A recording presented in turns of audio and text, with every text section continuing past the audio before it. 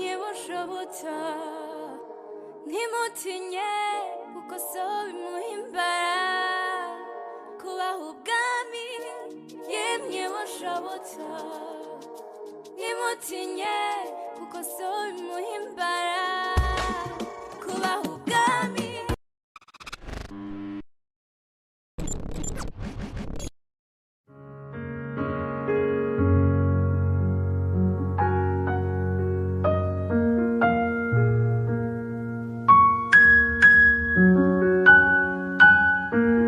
ubuzima bw'umuntu twigisha cyiza ubutumwa bwiza bwa kabiri ubuzima bw'abana bantu twigisha iki ku buzima bwa Kristo bwa gatatu ubuzima bw'abana bantu twigisha iki umuhamagaro w'ibango no gukorera Imana. Amen. Yabusa ariko rusaye cyangwa nk'uko mwigishijwe n'uwo dukunda Epaphras umushumba mugenzi wacu niwe mukozi wa Kristo wo kwizigirwa abagabo b'ibya Kristo mu gishingo cyacu.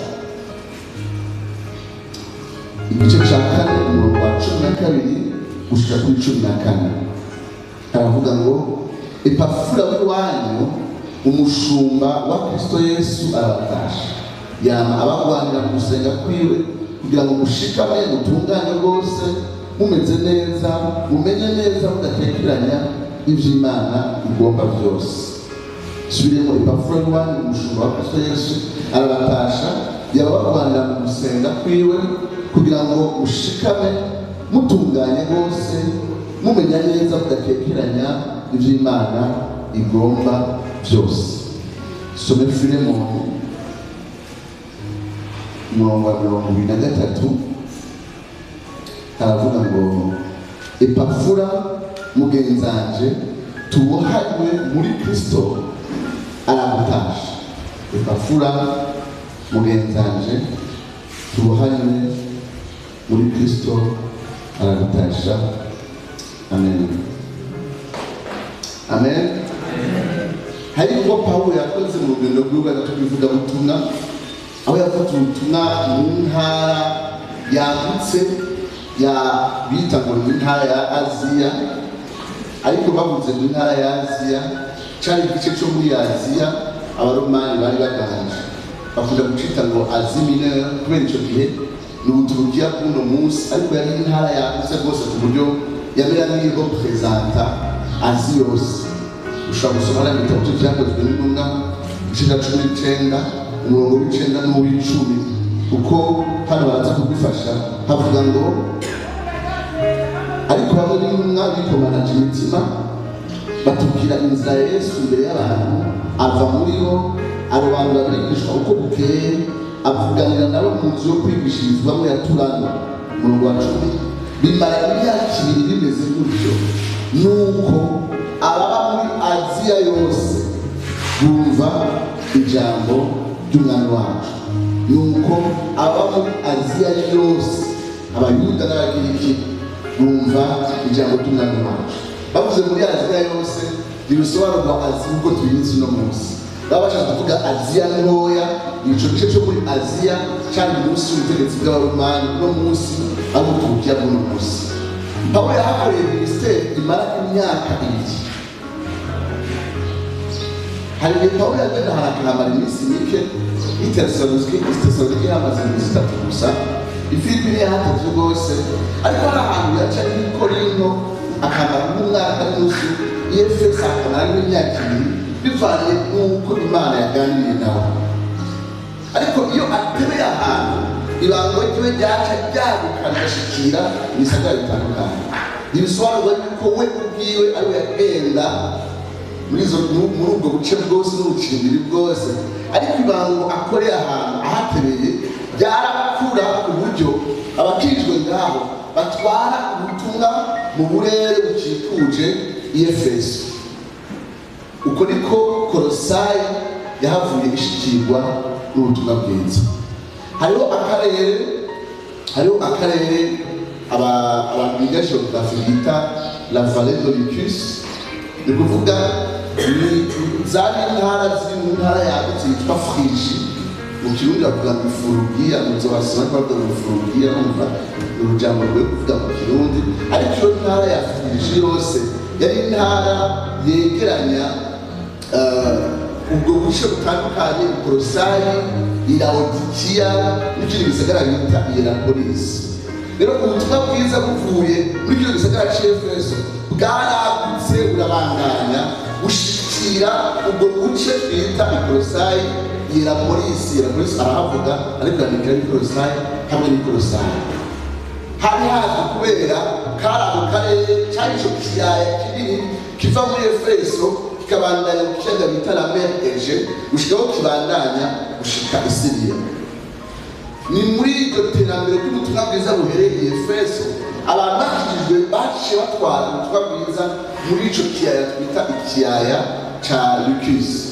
Aho naho rero Umurongozi yashikiriwe hamwe na Kolosayi n'igisagara bita Hierapolisi. Pawulo rero siwe yatangije amashengero hano hantu.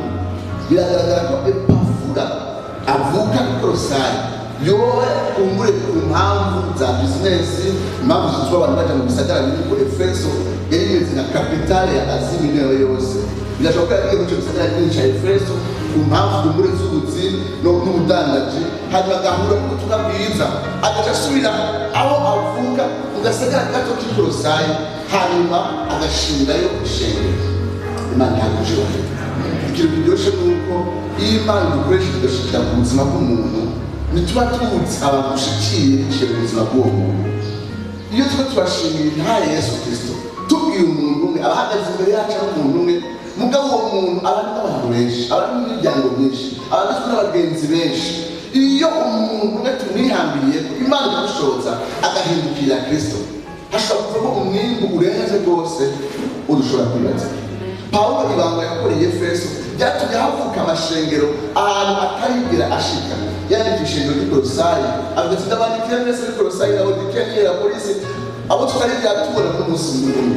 Ariko abo bantu bakijwe kubera hari umuntu witwa Epaphras, ubuzima bwe bwahinduwe n'ubutumwa bwiza mu gisagara cy'Efeso. N'umunsi turavuga Kolosayi ntihagihari. Turavuga Kolosayi mu mwaka wa 60 inyuma ya Yesu Kristo haraje nyamubigima irasenyura ico gisagara cy'i Kolosayi ni Laodikiya ni Hierapolisi.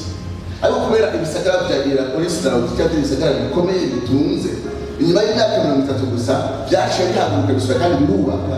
Ariyo mpamvu Yohana kwandika mu cyiciro Yohana tubona yandikira Laodikiya hareze imyaka 30 nyamubigima yaraje nabo barahagutse bongera kubaka igisagara kinini. Ariko Kolosayi kuva icyo gihe birasubiza kandi kubaho.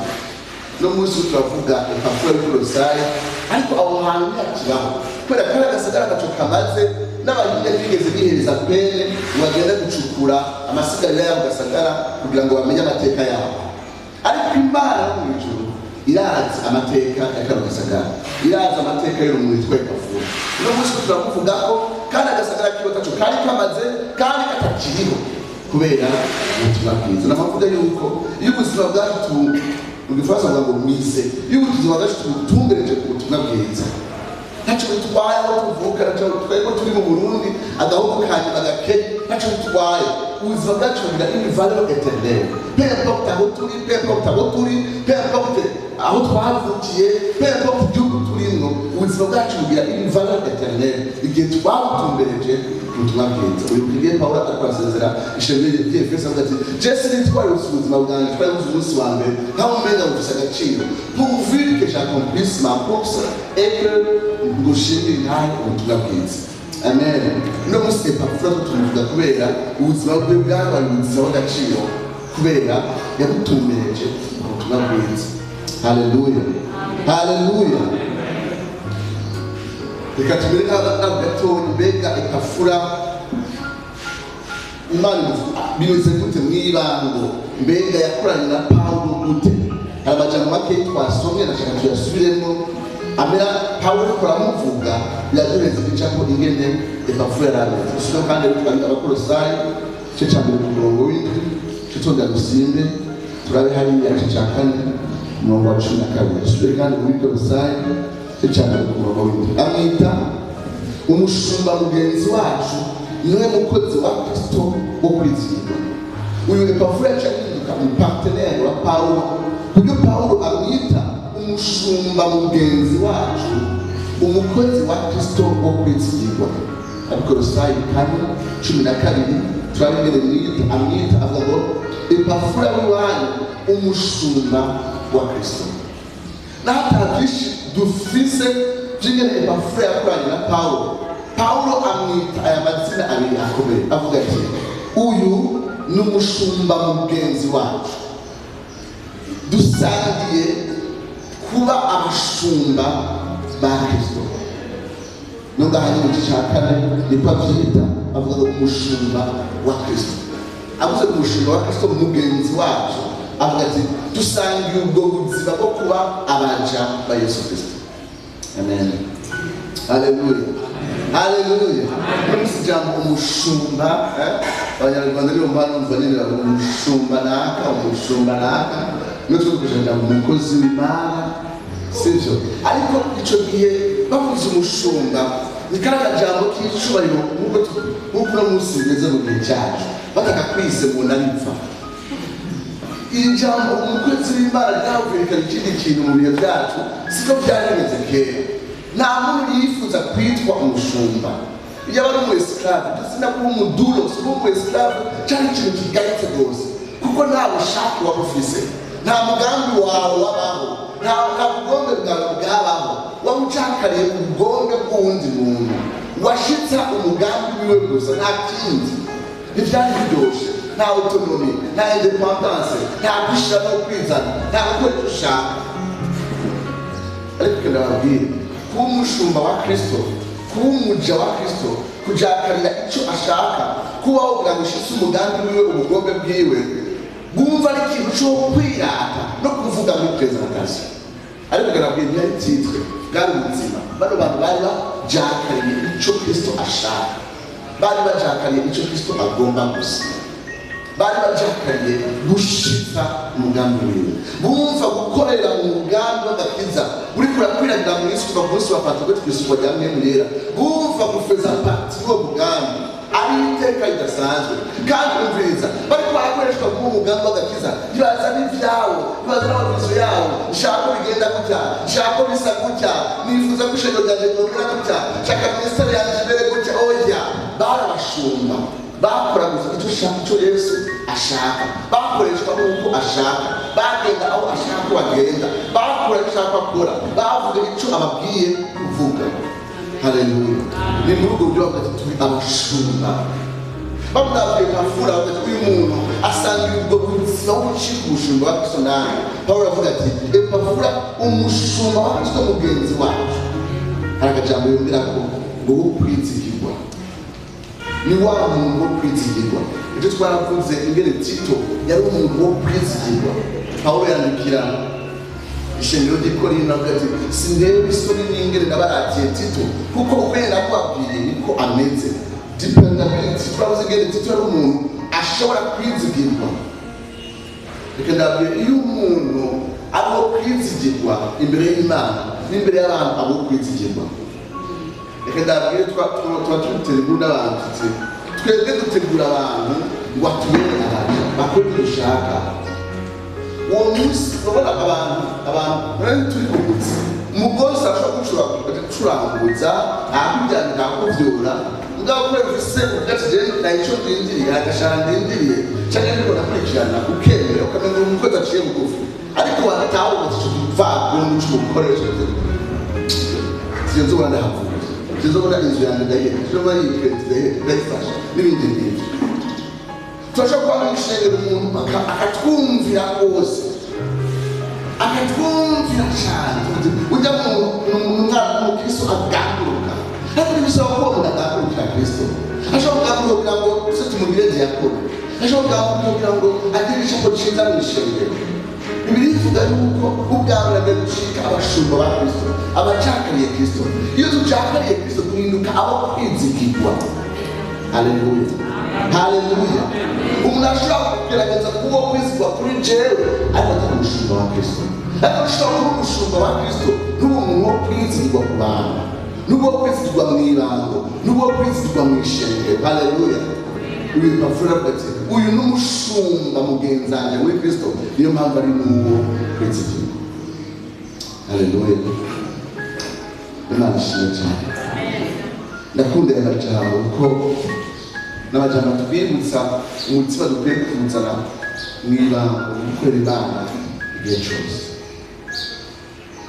Akoresha iyo Kolosayi igihe kurera camuye kwigisha z'ibinyoma, agasanga Pawulo aho yari afungiwe i Roma yamaze imyaka ndavyiruka tuvuga ubuzima bwa Pawulo, urugendo rwe rwa nyuma gatatu rw'ukujana gutumwa ruhera bamutwaye mu Yerusalemu, bamukuriye Yerusalemu bagenda kumufungira i Kaisariya, akahamara imyaka ibiri agaciro ka 57 na 59, bagashaka kumubuza kuja gusanga i Roma kwa Kaisari, agacahamara imyaka ibiri agaciro ka 62. Aho yandika ibintu byinshi byari bya Kolosayi, Abanyefeso na Filemoni. Epaphras rero ishengero ryariko riraterwa n'inyigisho z'ibinyoma, ryariko riraterwa n'ivyumviro bitandukanye, bimwe byanduka ku Bayahudi basubiza mu bukebwa, ibindi byanduka ku Bagiriki bitandukanye, imwe mu mubiri, ibindi byanduka muri Irani mu Baperesi. Hari uvanze n'inyigisho nyinshi z'ibinyoma i Kolosayi, kubera atari turi igitabo c'Abakolosayi sinza kubiteraho, ariko yumva biramubabaje, yumva ari afise umutwaro wo gukora ishengero ry'ukuri riba ishengero rishikana. Aca afata urugendo asanga Pawulo i Roma, yarameze nk'umuvyeyi wiwe, yaramukuriye mu ijambo ry'Imana, amusanga aho yari afungiwe i Roma. Tuzava tubigarukako. Pawulo rero aca yandika ikete kubera amakuru Epaphras amubwiye y'ingene biriko biragenda i Kolosayi, aca yandika ikete c'i Kolosayi, ariko mu kirumika Epaphras amubara nawe mu mpimba, hanyuma ico cete ikazana uwitwa Tishike hamwe na Filemoni. Tuzava tubigarukako umwanya imbere. Reka muri make gatoya tumere nk'abavuga ico Epaphras atwigisha ku gakiza, ubutumwa bwiza, ico Epaphras atwigisha ku buzima bw'Ukristo, n'ico Epaphras atwigisha umuhamagaro wo gukorera Imana.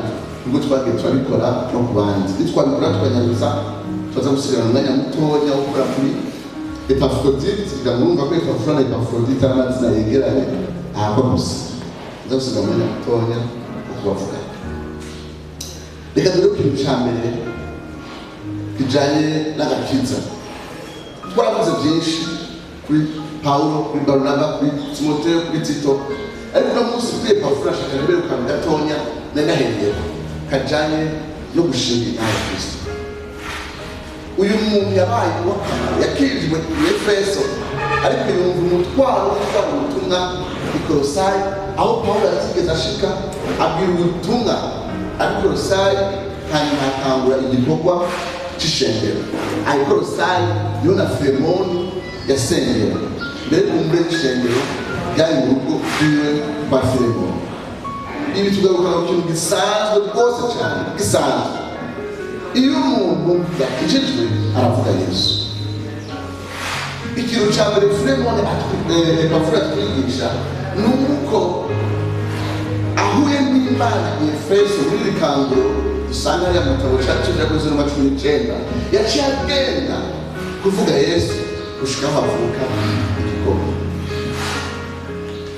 Haleluya, haleluya. Yaba umwe wese muri twebwe mu kibano respective ciwe, niwe wese afise ikibano ciwe, urafise ikibano co mu kazi, urafise ikibano co mw'ikatiye, urafise ikibano co c'umuryango. Yaba umwe wese muri twebwe atwarana uyu mutima Epaphras yatwaranye mu butumwa bwiza, haba havuka ibintu vyinshi. Umva, ntihavuka ibikorwa. Pawulo yamaze kugira dutanguze ishengero muri karitsiye yo mu Kanyosha. Twaravuze ingene hari ibikorwa byavutse na Pawulo atabizi. Turavuze ingene ikanguro ryabaye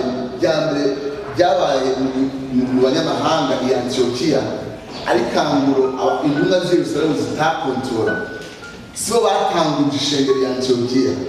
Barnaba bamurungika bagende gusupervisa ibiriko birabayo, ariko ni mwewe yera n'umucanga uri mu bantu, havuka ibikorwa intumwa z'i Yerusalemu zitakontorora. Amen.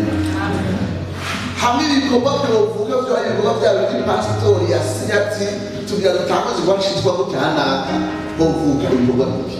Ariko ikiranga cy'ukuri ko abantu bari barakizwa ni uko mu buryo butitezwe uzawumva umuntu wese aho aherereye hariho ikintu cyavutse ati hari icyo Imana irakora ngaho.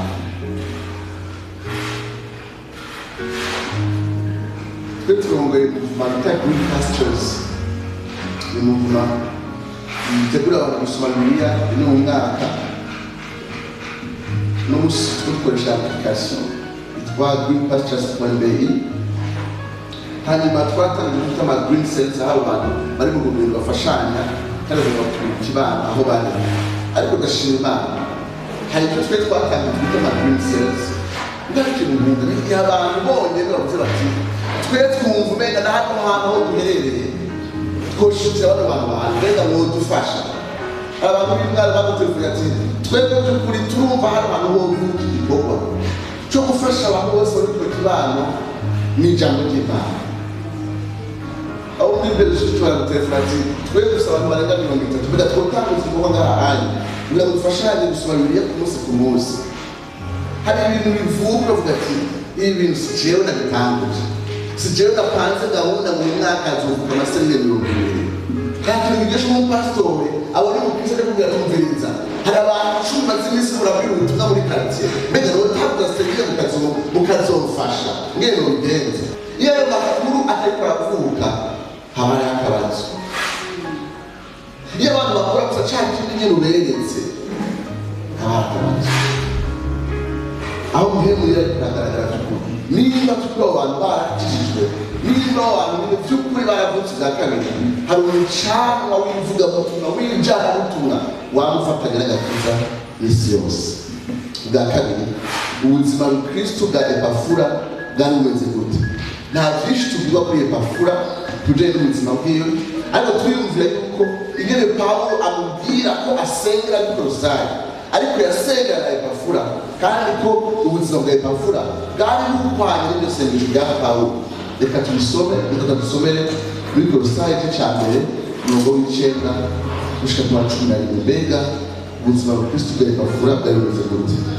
Icyo gituma natwe uhereye igihe twabyumviye tudahengeshanya kubasengera no kubasabira ngo muzuzwe mu kumenya iby'igomba n'ubwenge bwose no kumenya iby'imwemu, kugira ngo mugende nk'uko bibereye abo Mwami wacu, mumunezereza muri byose, mwama imbuto mu bikorwa byiza byose, mugwiza no kumenya Imana, mushobozwa n'ubushobozi bwose nk'uko inkomezi z'ubwiza bwayo ziri, ngo mwihangane rwose ntimurambirwe, mubigirane umunezero. Amen. Haleluya. Hari ibike dukura muri mirongo bigize ideyari y'ubuzima bwa Kristo Yesu yageze Pawulo yageze ku bantu b'i Kolosai, kandi twizera yuko Epaphras ari umuntu agendera kuri iyo ideyari bwabara bagenda basengera kugira ngo mugume mukura mubutuzwe kumenya ubugome bw'Imana ubwenge bwose. Namwe kandi Epaphras ari umuntu yaba yifuza gukura mu ijambo ry'Imana. Yari umuntu Pawulo yiteze ko ari we azoja kwigisha rino shengero ry'i Kolosai. Wa muntu w'indwi twasomye avuga ngo niwe abagaburira ibya Kristo mu gishingo cyacu. Twizeye ko Epaphras ari umuntu aguma akuza ubumenyi bw'iwe mu ijambo ry'Imana kugira ngo ashobore kurwana intambara y'ubwizerwa buzima muri kino gisagara cy'i Kolosai cyarimo uruvangatirane rw'inyigisho zitandukanye. Ubwa kabiri ubwo bwenge kumenya Imana iyo bitavyaye ubuzima buhindutse mu buryo bufatika ingeso Kristo, ubwo bumenyi buba bw'imfabusa. Aca abandanya kugira ngo mugende nk'uko bibereye abo Mwami wacu, mumunezereza muri byose, mwaba ibyaba by'ibikorwa byiza. Pawulo yariko agasengera ayo mashengero yavuga ngo mbahoza mu kanwa uko nsenze. Kimwe mu byaranga ubuzima bwa Pawulo kwari uguhoza ko mu gusenga. Haleluya. Nimba abantu bakeye mu ishengero n'abantu bahoza ko mu gusenga basengera ikintu cya kindi nyene binginga Imana gushika Imana ikoze ico kintu mw'ishengero. Hari abantu baragere ko bashushe bakamara igihe bashushe kweri basibe n'amasengesho mu gatondo nyuma y'ukwezi kumwe bakabaranitse. Abubaka ishengero ni wa muntu avuga ati jewe nta kindi kintu numva nokora nzokwinginga gushika Imana ikoze ikintu kimwe. Ndashima Imana gitangura kwamagana mu 2005 hari umumama akuze cyane nari mutoya y'imyaka 22 ico gihe. Hanyuma ari umumama akuze cy'ukuri ariko ari mu bantu bakimaze kubona mu Kristo akamereka Kristo n'ubuzima bwizigira Imana. Uwo mudamu yari umudamu akenye rwose cyane. Hanyuma arambwira ati Apolo jewe Imana yampahurije musengera gusa nta kindi, nta mahera afise no guha kibondo, ntavyo mfise no kuvuna kubwira ngo ndaguhanure urabindusha kuko muraza mu nyigisho zawe ndarije n'ubisi barambwira kumusengera. Umudamu yarasengeye n'imyaka 10. Apana vya bindi kuvuga ngo apana muja gahararo iminsi yose yafise imyanya yo kwisonzesha akaza kugira ngo ndamwandikire byose nifuza ko twari kumwe n'Imana. Hari izindi myaka hari umuntu dukora ibikorwa bitandukanye, hari abantu bakaza mu kugira ko tuzo gushikira mu ntera zo gushikira muri kirene, ariko ni gato umuntu akwandikira ati ndashaka buri kwezi uzorya ikintu byose wifuza ko nindinda Imana kugaho. Iyo umuntu abikoze umwaka ugahera, uwa kabiri ugahera, uwa gatatu ugahera, umviza nakaguha amahera urumva gushikira. Imana ishimwe cyane. Mareza abo bantu ni baki. Ijambo Pawulo anakoresha avuga ngo yama arabatasha yama, ijambo yama ni kuvuga n'abasenga yama abasenga bwa kabiri n'abasengesho ari intense, so abasengesho kadahagarara n'abasengesho ari mu rugamba. Haleluya, ari mu kurwana. So abasengesho urasenga umenga arasinziye ariko aragenda kutukulete ku mapinga agenda ngo mwana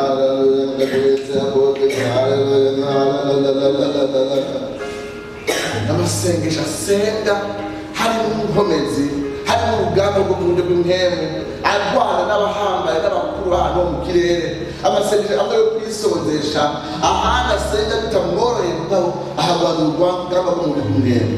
Ijambo bakoresha ngo yama bwa kabiri abagwanira, yama basengera bwa kabiri abasengera abagwanira. Ijambo ry'igiri rikoreshwa mu kurwana ni rya jambo rikoreshwa iyo umuntu ariko aragwana ngo handi ugatsikanyuma, ariko aragoniza handi ugatera agatsikanyuma imbere ko nshikana. Pawulo avuga ati hariho umuntu yabasengera bwa kabiri abagwanira muri ayo masengesho. Kurwana si amajambo gusa umuntu avuga, ni urugamba umuntu arwana ubundi muntu, ni urugamba umuntu arwana bw'ishengero, ni urugamba umuntu arwana bw'igihugu gushika Imana ikoze. Muri urwo rugamba hari byinshi biba kandi bimenywa mu rusengero gusa. Bwa gatatu n'amasengesho atumbereye ibintu kanaka, n'amasengesho ari presi, si amasengesho mu kirere. Urabona abantu ubona bari mwitezezo. Haleluya, ariko n'abatari barasenga. Haleluya, Mana heza kira Amerika, Mana heza kira Uturukiya, Mana heza kira ishengero ryo mu Kirundo, Mana heza kira ishengero ryo mu Ruyigi, Mana kira ishengero ryo mu Gatumba, Mana ikweretse akazibanga ikweretse kikibunda ikweretse none Mana nibona, Mana ndakweretse ishengero ryo mu Cyanguzo, Mana ndakweretse sibona omba akazoviaje akazogira vaye ndio kwa muri Shingtonike ukayoba. Amasengesho y'Epaphras amasengesho arashika twayibirase ugambe kugira ngo mushikane, ndabasengera kugira ngo mushikane ibibazo bwa kabiri mutungane bose iri jambo risobanura ko umuntu adafise agakosa na gatoya. Iri jambo ritereye yose muhagarare muri abantu bari mature bakuze. Aha nari kwandika icete bivuga icete cy'Ikolosayi avuga mu banyefeso avuga ati ndabasengera ati kugira ngo ntimwabe muzungazungishwa n'inyigisho n'ivyumviro by'abantu. Nimwe abantu baguma batwagwa n'ibije byose hanyuma ngo mushikire kunengesera kwa Kristo. Ahandi Pawulo avuga ngo turigisha tugahanura umuntu wese kugira ngo tumushikane imbere ya Kristo, tumushikane Imana ari umuntu akwiye, ari umuntu yubatse mu buryo bumwe mu buryo bw'ijambo ry'Imana ari mature. Iyi ni igice cya gatatu abasengera mumenye neza mudakekeranya ivy'Imana igomba. Mumenye neza mudakekeranya ivy'Imana igomba. Nimba hari ikintu gikomeza umuntu mu ishengero ni kumenya neza mudakekeranya, ni kugira ama conviction ari solide. Mumenye neza ivy'Imana igomba mudakekeranya. Muba abantu bazi ibyo bizera, muba abantu batahura ubugombe bw'Imana, muba abantu batahura ijambo ry'Imana, muba abantu bari solide mu kwizera. Mumenye neza mudakekeranya. Ivyo bamenya mu kindi gitabo cy'Abanyefeso muvukana igitabo cy'Abikoze ko n'amakete yandikiye icyarimwe kandi amashengero akazara yahanahana yarabandikiye ati ndabasengera kugira ngo amaso yanyu yuguruke, kugira ngo mumenye neza ibyo mwizigizwa n'uguhamagara kwayo, umumenye n'ubwinshi bw'itunga ifise bubera bayo n'ubushobozi bukoreshereza mu ishengero. Ahandi abasengera mu Banyefeso mumenye amajepfo amajyaruguru bwabo kuburebure by'urukundo rw'Imana bushikire ukunengesera kose kw'Imana. Abasengera ibintu bitandukanye bakwiye kumenya, atari kumenya gusa mu bwenge no kwexperimenta mu buzima bwabo bwa misi yose. Ibi ni ibintu bikomeye Imana itwigisha biciye mu buzima bwa Epaphras. Imana iraheze reka tukumire Imana amashiga bene data.